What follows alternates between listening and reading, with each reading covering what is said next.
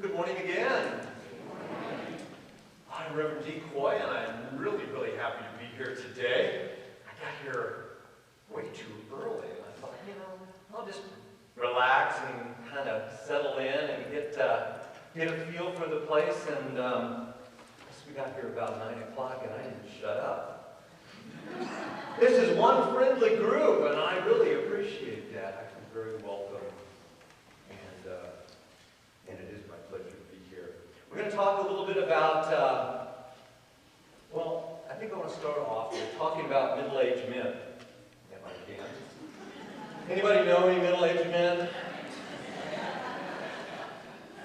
You know the type. A little change in your pocket, a little time on your hands, nothing but trouble. It seems to matter when middle-aged men get together, they do better in even numbers for some reason. You get 2 middle-aged men together and you've got partners. You can go do things. You get 4 together, you go golfing, do doubles. 6 of them together, you can put together a team of some sort. But in odd numbers, not so well. 5 middle-aged men never works. Wherever you go, somebody's got to sit on the hump in the back seat. Right? And the worst thing is 1. You get 1 middle-aged man, all to his lonesome with no checks and balances. And it's nothing but trouble. And 3 is not much better because you have this whole thing about, you get this 3 Musketeers syndrome going. And it never turns out good. There's a story about 3 middle-aged men who are sitting around with that syndrome going on, and so they decide they're kind of bored, so they're going to go skydiving. Well, as you can imagine, it won't work out well. Something about choosing the wrong day, visibility, Canadian geese going the wrong direction, something like that. Anyway, the next thing you know, all 3 of them are inside, just inside the pearly gates of heaven, and they're doing orientation. And if you've never been to orientation in heaven, I don't know. Okay. I can tell you whatever I want then, I guess. It's a big room. There's big TV screens all around. You get to watch your funeral. And so they're all 3 standing around watching their funeral. And there's an angel there, the person in charge of orientation, very proper with the clipboard and the wings. And she comes to the first man. She says, "What do you think they're saying about you?" As he's watching the people at his funeral, he says, "You know what? I believe they're saying what a successful person I was. How I was successful in business. How I was successful in everything that I did." And the angel turns to him and she says, "You know what? That's exactly what they're saying." And she goes to the second man and she asks him, "What do you think they're saying about you?" And he says, "Well, you know what? I believe they're telling each other what a wonderful family man I was. How I always provided so well for my wife and my children." And the angel says, "You know what? That's exactly what they're saying." She goes to the third man. She says, "What do you think they're saying about you?" And he says, "You know what? I believe they're saying, look, he's still moving." I like that story. Because it says it's done unto you as you believe. And that's what's great about it. And it is done unto us as we believe. We're talking today about heaven, and we've gone into our meditation, an idea of what heaven is. Everybody had a picture of that heaven inside the pearly gates in orientation. When I talked about that story of the 3 men, we all have an idea of what heaven is. But are we accurate? Where do we get these ideas? What is it that we're talking about? The master teacher recorded something in the book of Matthew, and he put it this way: "Therefore do not worry or say, what we will eat, or what we will drink, or with what we will be clothed. For worldly people seek after all those things, and your Father in heaven knows that these things are also necessary for you.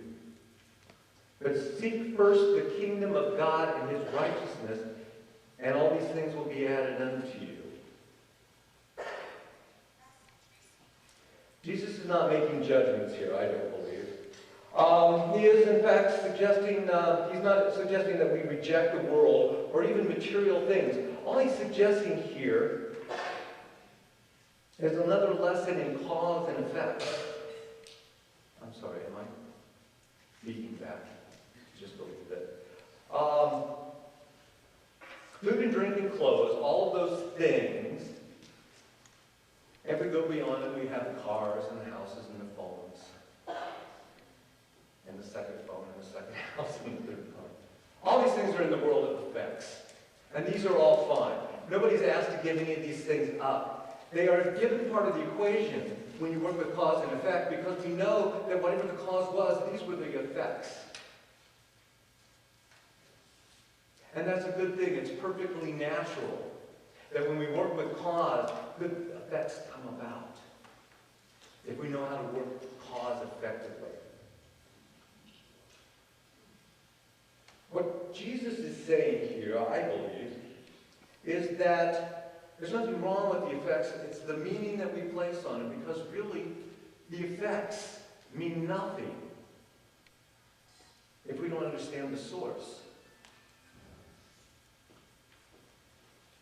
If it's all about me as a human being and what I can accomplish, if that's all it is, then it means nothing, because I don't understand how it is that I'm doing it. I think it's all about the struggle, about the work, about the education, about the upbringing, about good luck, about my investments, about the people I have around me that support me. I think it's all about me, that I've done it all outside of me. But in fact, when I do that, what I'm doing is I'm putting the cart before the horse. We all know this. I don't know where that story came from. It probably had something to do with middle-aged men again, I'm guessing. But somebody was out there doing their thing with the horse trying to push a cart, and you know, I have no doubt that it can be done. But it's not a very effective way of doing it. I have no doubt, since there is only God, whether we are talking about spirit or we are talking about the world, it's all God, right? That's what we believe.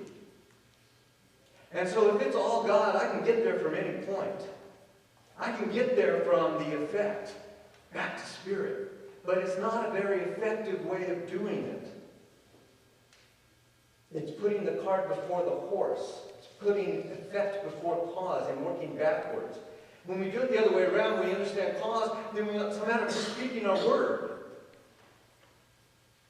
This is the cause that Jesus was in tune with, and this is what he's instructing us to seek first.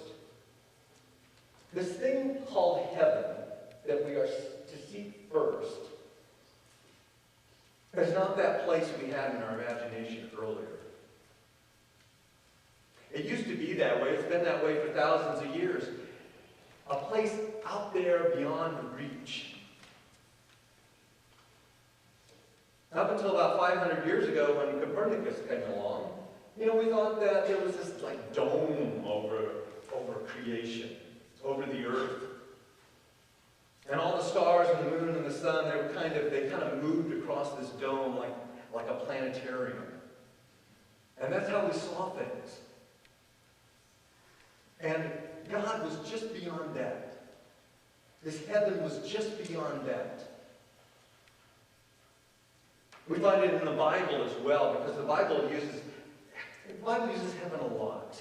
And it's describing really three different realms. It's describing that realm of God that's way out there that we can't reach, that we've never been to, that you have to shed the earthly body to get to. It also refers to heaven as that place where the stars are and the sun is and the moon is. It even describes heaven as that place of birds and clouds, almost within reach. All three of those realms come under that classification of heaven. And Jesus uses those same three classifications, but I'm going to him for the last word on this heaven thing. We think of it as something that's indescribable, that word ineffable, that we use to say that you can't really describe it because it's beyond description. It is so vast, so great. when you talk to, when you read the stories about people that have had near-death experiences, and they go through the tunnel into the light, and that's what they say. You just can't describe it. It's light, but it's like not any light like you've ever seen. And you can talk back and forth to beings, but they're not real beings. They're just more than beings. There's a woman in the news the other day, and she had one. She says, it's like I could sense it with all my senses, and I had like 500 senses. That's how incredible it is. But Jesus does speak about it a lot. And he does it by use of metaphor, of course, because otherwise we wouldn't have anything to talk about, I guess. Or we would get it so wrong that it would never be open to further interpretation. What Jesus said was that the kingdom of God is within, and it's at hand. The kingdom of God is within and at hand. So at once it's not out there, it's within, and it's at hand, so it's not coming later. It's now. Inside and now. And how can that be? Charles Fillmore, the co-founder of Unity, he said that Jesus definitely located the kingdom of heaven when he said, the kingdom of God cometh not with observation, neither shall they say, lo here or lo there. For lo, the kingdom of God is within. Within and at hand. In the Gospel of Matthew, Jesus says the kingdom of heaven is like a grain of mustard seed. Smallest of the seed, grows to the biggest of the herbs, so that it looks like a tree. And again, things of heaven, the birds, come and take nest there. So is heaven like a mustard seed plant? No. What we're saying here is that the idea of heaven can be like that grain of mustard seed, that placed in the mind can grow to its full realization. We don't have to know everything about heaven. We just have to have one little idea and plant it. And it'll grow like all other seeds grow, to its fullest. Exactly how it's supposed to be. Now, Jesus followed that saying with another one. He said, the kingdom of God is like leaven, which a woman took and buried in 3 measures of flour until it was all leavened. Everybody get that one? No? Okay. So what is God saying? Heaven is like bread? Or is he saying that men don't bake bread, I guess, is what he's saying. No, he's saying that heaven is the thought of heaven. Again, that idea, that one little idea, works like leaven. What does leaven do? What does yeast do in bread? It's an invisible chemical reaction that changes the form of that dough so that it raises. And if we take it into three measures of flour, might we be talking about the 3 types of manifestation of man itself, of woman herself, the body and the soul and the spirit? And if we just place that little bit of consciousness in any one of those ranges, any one of those planes of existence, again, we can raise up the whole of the being. And I think that's what he's talking about here. That's how I understand it. There's one more way that Jesus speaks of heaven. He talks about, again, the kingdom of heaven is like a merchant who was seeking good pearls. And when he had found one costly pearl, he went and sold everything he had and purchased it. Again, we know that heaven is not like a pearl. Pearly gates aside. But what we're talking about here is our human nature, which is to obtain the best of everything, is it not? We all want the best gadgets, and the best relationship, and the best car, and we even want the best church, right? And we keep seeking until we find it. What do we do when we find the best? We throw out the old cell phone when we find the better one. We stop going to that church over there when we find this one. We occasionally change partners. It's about finding the best, and when you find the best, nothing else matters. And that's the way it is with the kingdom of heaven. Once you seek it, once you find it, once you get a glimpse of it, even that small little mustard seed of a glimpse, it's better than anything else you have. It's better than any other idea. Does anybody know of an idea better than the kingdom of heaven? Is there any place better to go even after death? How much better, is there a better place to be than to have that here on earth? That's my experience right here, right now. So when I get that idea, I can let go of all those other ideas. When we get that idea of who we are as pure spirit, then we can drop that importance of that world of effects out here. And we can operate in cause. We can operate within.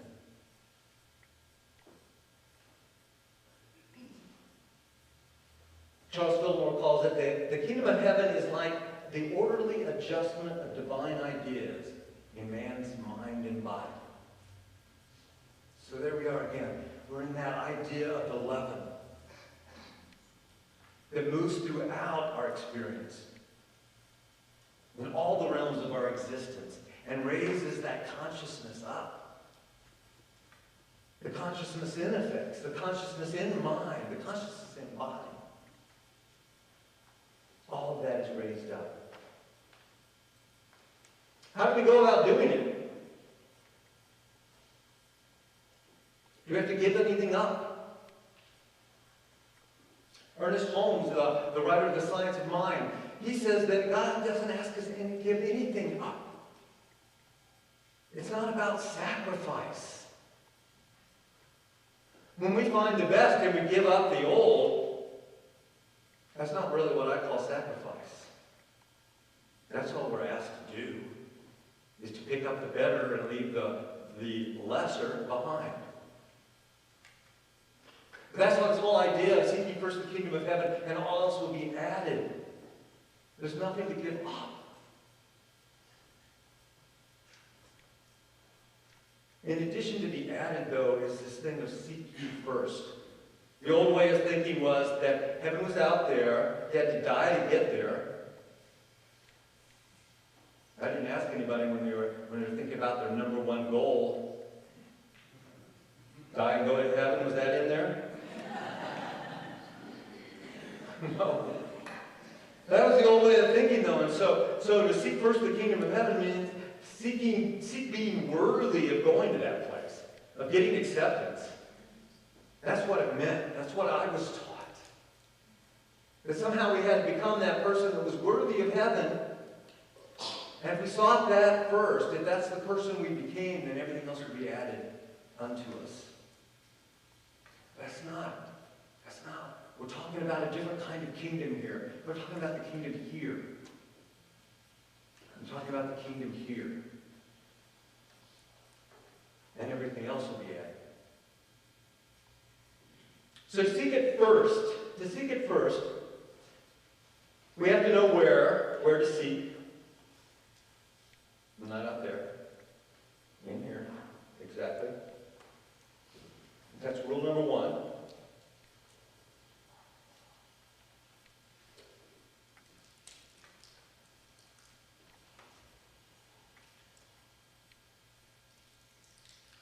The other thing to do that we need to do is that we have to drop what it looks like. Our attachment to how it looks. And to trust in that, and it'll all be added. When we had our goal in our life and we overlaid it with heaven at the beginning meditation, and we saw how our life changes. It's not how we think. It changes when we add unconditional love to it. It changes when we have perfect understanding. Same thing with every one of our goals. It changes when we seek first to put that heaven on top of it. What would happen if we answered the phone and instead of wondering who was going to bother us and what they were going to want, We seek heaven first. What is heaven? It's perfection, right? Perfection within. When it comes to communication, is God the perfect communicator? Is that essence mine also? If I say, heaven is within, perfect communication, yes, my essence is perfect communication. As I pick up that phone, how's my conversation going to go? If I'm having an argument with a spouse or a child and I go to heaven first, I know that God is perfect relationship, so God and me is perfect relationship. That changes things, doesn't it? As I go about resolving conflict. So that's my challenge for you this morning, is to see things first. See first things first. First things first. It's always the kingdom of heaven. It's always within. It's always perfect, and everything comes out of that.